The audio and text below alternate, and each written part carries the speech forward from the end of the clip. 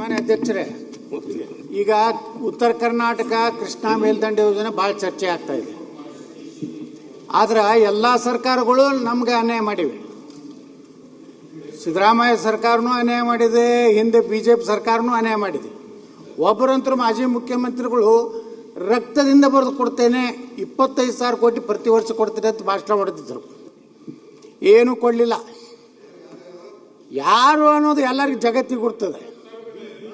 ಅದಕ್ಕೆ ಅಧ್ಯಕ್ಷರೇ, ಎಲ್ಲ ಸರ್ಕಾರಗಳಲ್ಲಿ ಕೃಷ್ಣೆಗೆ ಅನ್ಯಾಯ ಆಗಿದೆ.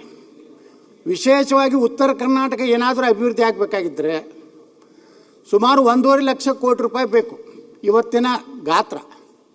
ಆದರೆ ಇವತ್ತು ನಮ್ಮ ಅರವಿಂದ ಬೆಲ್ಲದವ್ರು ಹೇಳ್ದಂಗೆ 1500 ಕೋಟಿ 2000 ಕೋಟಿ ಕೊಟ್ಟರೆ, ಹಾಗಾದರೆ ವಿನಾಯಕ ನಮ್ಮ HK ಪಾಟೀಲ್ ಭಾಷಣ ಮಾಡಿ ಹೋದ್ರು. ಅವರೇ ಪುಸ್ತಕ ಬರೆದಿದ್ರು, ಕೇಳಿ ಕೃಷ್ಣೇ ಕೂಗತ್ತೇಳಿ. ಆದರೆ ಅವರೇ ನೀರಾವರಿ ಮಂತ್ರಿ ಇದ್ರೂ ಏನೂ ಮಾಡಲಿಲ್ಲ. ನಿರಂತರವಾಗಿ ಉತ್ತರ ಕರ್ನಾಟಕದ ಕೃಷ್ಣೆ ಮೇಲೆ ಸತತವಾಗಿ ಅನ್ಯಾಯ ಆಗಿದೆ. ಅದಕ್ಕೆ ಮಾನ್ಯ ಮುಖ್ಯಮಂತ್ರಿಗಳು ಈಗಾಗಲೇ ಭೂ ಪರಿಹಾರವನ್ನು ಕೊಡ್ತೀನಿ ಅಂತೇನು ಹೇಳಿದ್ದಾರೆ.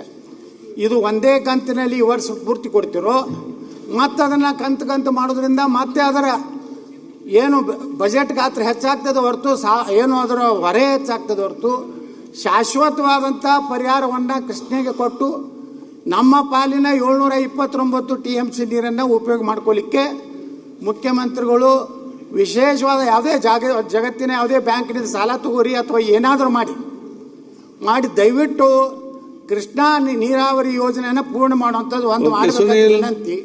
ಅಲ್ಲಿಂದ ಅಧ್ಯಕ್ಷರೇ, ಮಾನ್ಯ ಮುಖ್ಯಮಂತ್ರಿಗಳು ವಿಜಯಪುರಕ್ಕೆ ಬಂದಾಗ ಕ್ಲಾರಿಫಿಕೇಶನ್ ಕೇಳಿ, ಅದೇ ವಿಜಯಪುರಕ್ಕೆ ಬಂದಾಗ 130 ಕೋಟಿ ರೂಪಾಯಿ ಒಂದು ಫ್ಲೈಓವರ್ ಕೊಡ್ತೀನಿ ಅಂತ ಹೇಳಿದ್ರು. ಮತ್ತು ಕೋಲ್ಡ್ ಸ್ಟೋರೇಜ್ಗೆ ಬೆಳಗಾವಿ ಅಧಿವೇಶನದಲ್ಲಿಯೂ ಸಹ ಹೇಳಿದ್ರು 100 ಕೋಟಿ ರೂಪಾಯಿ ಕೊಡ್ತೀನಿ ಅಂತೇಳಿ. ಈ ಬಜೆಟ್ನಲ್ಲಿ 2-3 ಕೋಲ್ಡ್ ಸ್ಟೋರೇಜ್ ಕೋಟಿ ಮಿಕ್ಸ್ ಮಾಡಿ ಕೊಟ್ಟಿದ್ದಾರೆ. ನಾ ಮಾನ್ಯ ಮುಖ್ಯಮಂತ್ರಿಗೆ ವಿನಂತಿ ಮಾಡ್ಕೊತೀನಿ, ಆ 130 ಕೋಟಿ ರೂಪಾಯಿ ಫ್ಲೈಓವರ್ ಬಗ್ಗೆ ಮತ್ತು ಈ ಕೋಲ್ಡ್ ಸ್ಟೋರೇಜ್ಗೇನು ವೈನ್ ಪಾರ್ಕಿಗೆ ಬಿಜಾಪುರಕ್ಕೆ 100 ಕೋಟಿ ರೂಪಾಯಿ ನಾವು ಕೊಡ್ತೀನಿ ಅಂತ ಹೇಳಿದ್ದಾರೆ. ದಯವಿಟ್ಟು ಅದನ್ನ ಅವರು ನಾವು ಕೊಡಬೇಕಂತ ವಿನಂತಿ ಮಾಡ್ಕೊತೀನಿ. ಕೂತ್ಕೊಳ್ರಿ, ಆಮೇಲೆ ಕೇಳಪ್ಪ, ಆಮೇಲೆ ಕೇಳಪ್ಪ, ಇಲ್ಲ ಆಮೇಲೆ ಎಲ್ಲ ಕೇಳಿ ಕನ್ಫ್ಯೂಷನ್ ಆಗುತ್ತೆ. ಇವ್ರಿಗೆ ಹೇಳಿದ್ಮೇಲೆ ನೀವು ಕೇಳಪ್ಪ, ಒಬ್ರಿಗೂ ಹೇಳಲಾಗಾದ್ರೆ ಇವ್ರಿಗೆ ಹೇಳ್ಬಿಟ್ಟ ಮೇಲೆ ಅವ್ರಿಗೆ ಕೇಳಿ. ನಾನು ನೀರಾವರಿ ಬಗ್ಗೆ ಮಾತಾಡಿದ್ರೆ, ಯತ್ನಾಳ್ ಅವರು ನೀರಾವರಿ ಬಗ್ಗೆ ಮಾತಾಡಿದ್ರೆ ಅವ್ರು ಹೇಳೋ ಪ್ರಕಾರ ನಿಮ್ಮ ಜೊತೆಲೇ ಇದ್ದವರು, ಅವ್ರಿಗೆ ನಿಮ್ದು ಗೊತ್ತು, ನಮ್ದು ಗೊತ್ತಿದೆ ಅವ್ರಿಗೆ. ಅವ್ರು MLA ಆಗಿ ಕೆಲಸ ಮಾಡಿದ್ದಾರೆ. ಅದರಿಂದ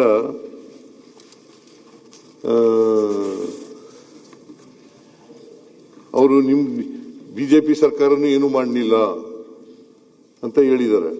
ನೀವು ಕೇಳಿಸ್ಕೊಂಡ್ರಿ ಅಲ್ವಾ? ಅವ್ರು ನಮ್ಮ ಪಾರ್ಟಿಯವರಲ್ಲ, ಅವರು ನಮ್ಮ ಪಾರ್ಟಿ BJPನಲ್ಲೇ ಇರೋದು. ಪಾಪ ಅವರು BJP ಅವ್ರು ಕರೀಲಿ ಅಂತ ಕಾಯ್ತಾ ಕೂತಿದ್ದಾರೆ. ಕರೆದ್ರೆ ಅಲ್ಲಿಗೆ BJPಗೆ ಹೋಗೋದು. ಮಾನ್ಯ ಮುಖ್ಯಮಂತ್ರಿಗಳೇ, ನಾನು ಯಾರು ಕರೀಲಿ ಮನೆಗೆ ಕೈಕಾಲು ಹಿಡಿಯುವಂತ ದಂಧ ಮಾಡೋದು ಅಲ್ಲ. ಕೈಕಾಲು ಹಿಡಿಯಲ್ರಿ, ಕರೆದ್ರೆ ಹೋಗ್ತೀವಿ. ನಮ್ಮ ತಾಕತ್ ಮ್ಯಾಗ ನಾ ರಾಜಕಾರಣ ಮಾಡ್ತೀನಿ.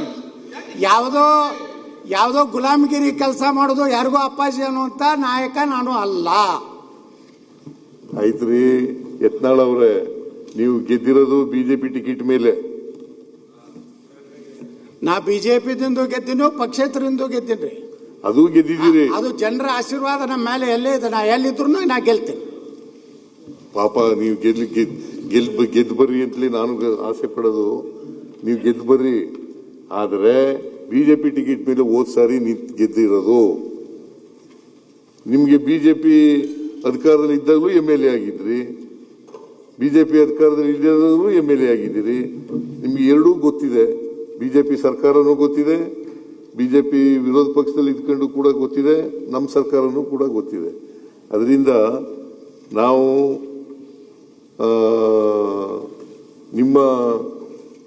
ನೀವು ಹೇಳ್ತಕ್ಕಂಥದ್ದು ಇದೆಯಲ್ಲ, ಅದು ಸರಿಯಾಗಿದೆ ಅಂತಕ್ಕಂಥ ಮಾತುಗಳನ್ನು ಈ ಸಂದರ್ಭದಲ್ಲಿ ನಾನು ಹೇಳಲಿಕ್ಕೆ ಇಷ್ಟಪಡ್ತೇನೆ. ಆಮೇಲೆ ನಿಮ್ಮಲ್ಲಿ ಒಂದು ಫ್ಲೈಓವರ್ ಮಾಡ್ತೀನಿ ಅಂತ ಹೇಳಿದ್ದೀನಿ. ನಾನು ಬಿಜಾಪುರಕ್ಕೆ ಬಂದಿದ್ದಾಗ ಫ್ಲೈಓವರ್ ಮಾಡ್ತೀನಿ ಅಂತ ಬಜೆಟ್ನಲ್ಲಿ ಹೇಳಕ್ಕಾಗಿಲ್ಲ, ಮುಂದೆ ಅದನ್ನು ಮಾಡಿಕೊಡ್ತೇನೆ ಅಂತಕ್ಕಂಥ ಮಾತುಗಳನ್ನ ಮುಖ್ಯಮಂತ್ರಿ ಇನ್ನೊಂದು ಕೋಲ್ಡ್ ನಮ್ದು ವೈನ್ ಪಾರ್ಕ್ 100 ಕೋಟಿ ರೂಪಾಯಿ ಕೊಡ್ತೇನೆ ಅಂದಿದ್ರಿ. ಅದು ಬಜೆಟ್ನಲ್ಲಿ ಇನ್ನೂ 3 ಯಾವ ಹೊನ್ನಾಳಿ ಮತ್ತು ಇನ್ನೊಂದು ಸೇರಿಸಿ ಇವತ್ತ ಅದನ್ನ ಮಾಡಿರಿ. ದಯವಿಟ್ಟು ಬಿಜಾಪುರಕ್ಕೆ ನೀವು ಭಾಷಣ ಮಾಡುವಾಗ ಹೇಳಿದ್ರಿ ಅದನ್ನ ವೈನ್ ಪಾರ್ಕ್ ಮಾಡಬೇಕು ಅಂತ.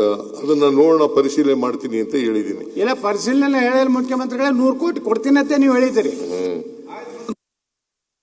ಅದು ಇಲ್ಲಿ ಅಸೆಂಬ್ಲಿನಲ್ಲಿ ಕಮಿಟ್ ಆಗಿರ್ತಕ್ಕಂಥ ವಿಚಾರ ಅಲ್ಲ. ಭಾಷಣ ಮಾಡುವಾಗ ಅದು ಪರಿಶೀಲನೆ ಮಾಡ್ತೀನಿ ಅಂತ ಹೇಳಿರ್ತಕ್ಕಂಥದ್ದು.